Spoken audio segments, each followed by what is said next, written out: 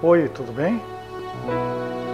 Depois das comemorações da virada do ano, as atenções das pessoas se voltam para os preparativos para aquela que é conhecida como a maior festa popular, especialmente aqui no Brasil, o Carnaval. Há mesmo quem diga que o ano só começa de fato depois que passa o Carnaval. Não precisa a gente falar muito para entender o que é o Carnaval. É um momento de liberdade onde as pessoas lançam fora qualquer tipo de restrição.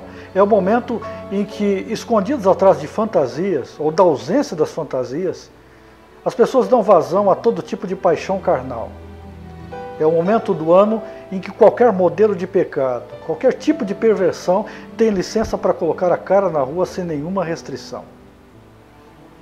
Muito já se falou sobre a origem do Carnaval, ligando esta festa aos bacanais ou aos lupercais dos romanos, em homenagem a Dionísio, o chamado deus do vinho. É verdade que, de certa forma, tudo isso pode ser relacionado. Porém, tudo indica que o Carnaval começou de um modo um pouco diferente, por outra razão, que nem sempre é mencionada.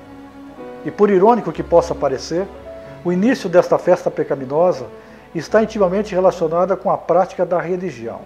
E pasmem, não é de qualquer religião, é da religião cristã. No início do século XI, a Igreja Romana implantou a chamada Semana Santa em memória da Paixão de Cristo.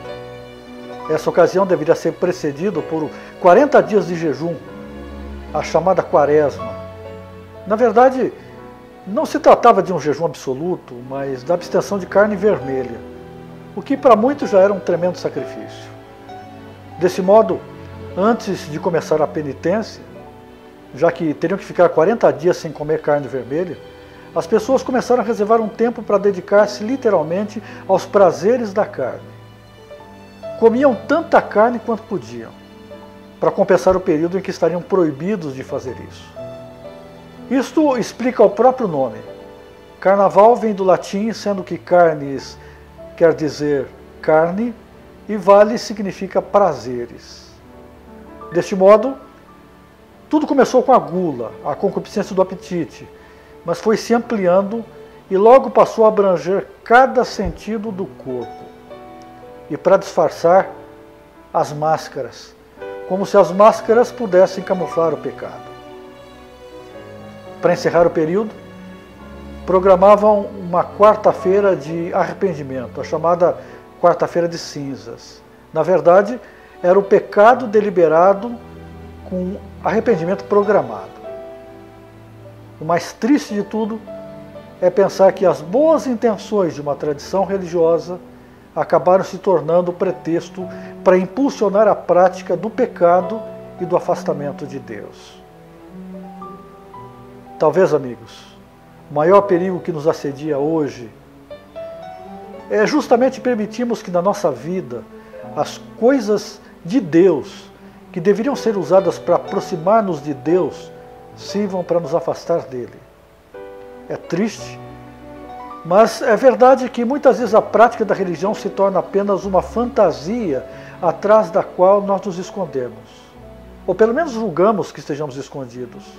E assim, ocultos dos olhos de todos, vivemos uma vida de absoluto vazio, de fuga de Deus, de fuga do Criador, na igreja, mais distante do Deus da igreja. Algumas vezes, tomamos as coisas de Deus e as conduzimos mal. Tomamos a lei, por exemplo, que deveria nos levar a Cristo e a usamos como um fim em si mesma. A fazemos maior do que o Salvador. Ou então, usamos a liberdade que a graça nos concede como um pretexto para quebrar a relação de lealdade com a vontade de Jesus. Fazemos da forma algo maior que o conteúdo. Transformamos os fins em meios. Relativizamos os absolutos em algo flexível. E fazemos da nossa vontade um pretexto para continuarmos no mesmo lugar de sempre, mesmo sabendo que está tudo errado. As coisas de Deus são importantes. Mas nunca se esqueça, as coisas de Deus, por importante que sejam, não substituem a Deus. Elas só servem na medida em que nos ajudam a nos aproximarmos dele. Não servem como cortina atrás da qual nós vamos nos esconder. Nós precisamos, não é das coisas de Deus, nós precisamos de Jesus. O próprio Cristo disse em João 15, verso 5, sem mim, nada podeis fazer. Você e eu precisamos desesperadamente de Deus. E Deus não está distante. O profeta Jeremias, no capítulo 29, verso 13 do seu livro, diz assim: buscar-me-eis e me achareis, quando me buscardes de todo o vosso coração. Você percebe aí onde está o segredo?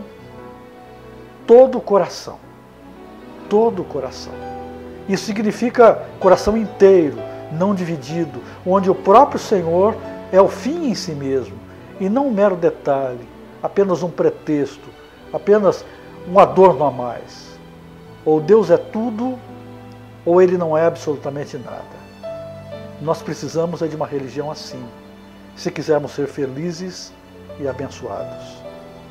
Que esta seja a realidade da sua experiência religiosa, a tradução da sua caminhada com Deus. Que Deus te abençoe.